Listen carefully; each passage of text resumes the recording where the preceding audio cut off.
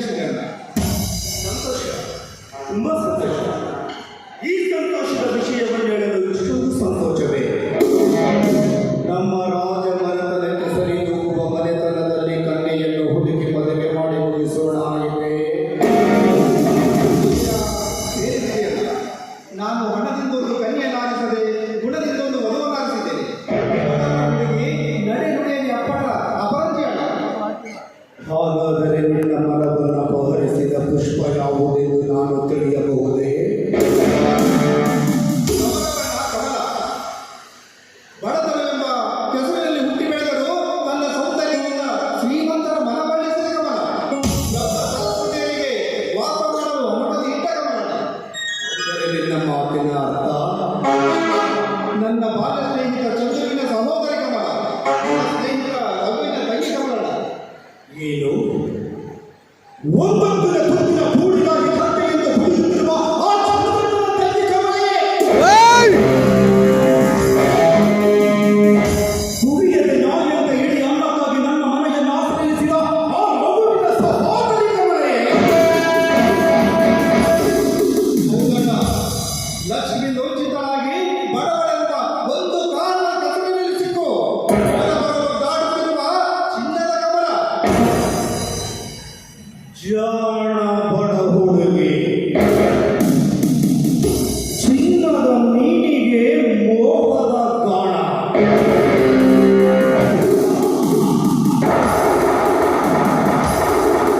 ವಿಚಾರಿ, ನಿನ್ನ ಮುಕ್ತತೆಯನ್ನು ಗಮನಿಸಿ ತನ್ನ ಯೌವನವನ್ನು ಅರಳಿಸಿ ಇಡೀ ಮನೆಯ ಸಂಪತ್ತನ್ನು ಮೋಹಿಸಲು ಮೋಸದ ಪ್ರೇಮ ನಾಟಕದ ಬಾಣಗಳನ್ನು ಬಿಟ್ಟಿದ್ದಾನೆ ನಿನ್ನ ಕಪಟ ವೇಷದ ಕಮಲೆ.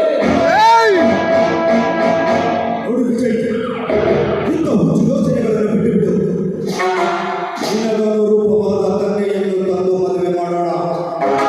ನಿನ್ನ ಸರ್ವ ವಿಧದಲ್ಲೂ ಅಕ್ಕ ಸಾಲಿಗರಂತೆ ಪರೀಕ್ಷೆಯ ಪುಟಕ್ಕಿಟ್ಟಿದ್ದರು. ಕಲ್ಮಶವಿಲ್ಲದೆ ಬೆಳಗಿದ ಚಿಕ್ಕ ಚೊಕ್ಕಚಿನ್ನವನ್ನು ಚಿನ್ನ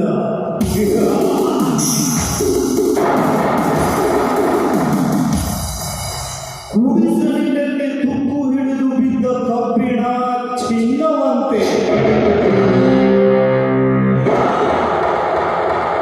ವಿಜಯ್, ಒಟ್ಟು ವಸ್ತುವನ್ನು ಕೊಳ್ಳಲು ಶಕ್ತಿ ಇರುವ ನೋಡಬೇಕು. ಕಬ್ಬಿಣ ಸವಾಸ. ನನ್ನ ಮನದಾಳದಲ್ಲಿ ಅಡಿಯಲ್ಲಿ ಮಾತು ಕೊಟ್ಟಿದ್ದೇನಲ್ಲ. ಬೇರೆ ಆಡಳಿತ ಹೊಡೆಯುವ ಯೋಗ್ಯತೆ ಆ ಪಿತೂರಿಗಳಿಗೆ ಒಂದೊಂದು ತತ್ವಗಳು ಇರಬೇಕಲ್ಲ. ಆದರೂ ಮಾತು ಕೊಟ್ಟಾಗ ನನ್ನ ತಪ್ಪಲಿಸಲಿಲ್ಲ. ಕೊಟ್ಟ ಮಾತನ್ನು ನಡೆಸಿಕೊಡಲು ನೀನು ರಾಜಪೀಠ ಸತ್ಯ ಹರಿಶ್ಚಂದ್ರನೇನೋ ಏನೋ ಬುದ್ಧಿಮಂದವಾಗಿ ಮಾತು ಕೊಟ್ಟಿರಬಹುದು. ಕೊಟ್ಟ ಮಾತಿನಂತೆ ನಡೆಯಬೇಕೆನ್ನುವ ಕಟ್ಟಡ ಕಾನೂನಿಯನ್ನು ಎನ್ನುವಲ್ಲ. ವಿಜಯ್, ನಿಜವಾಗಿಯೂ ನೀನೇ ಯೋಚಿಸಿ ಹೇಳು.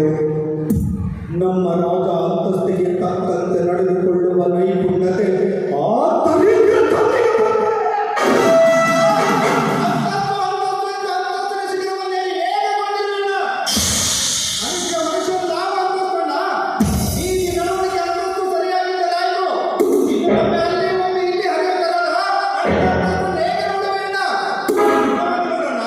ಗುಣ ಶಂಕದ ಹಾಗೆ ಅದನ್ನು ಬೆಂಕಿಯೊಳಗೆ ಹಾಕಿ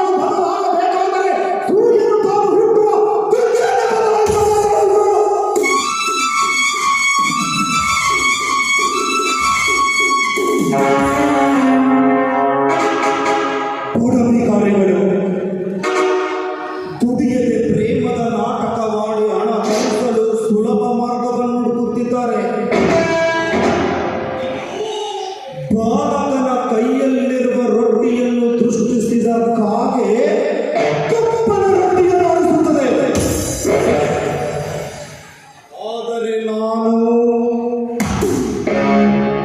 ವಿಜಯನಂತೆ ಬಾಲಕನಲ್ಲ,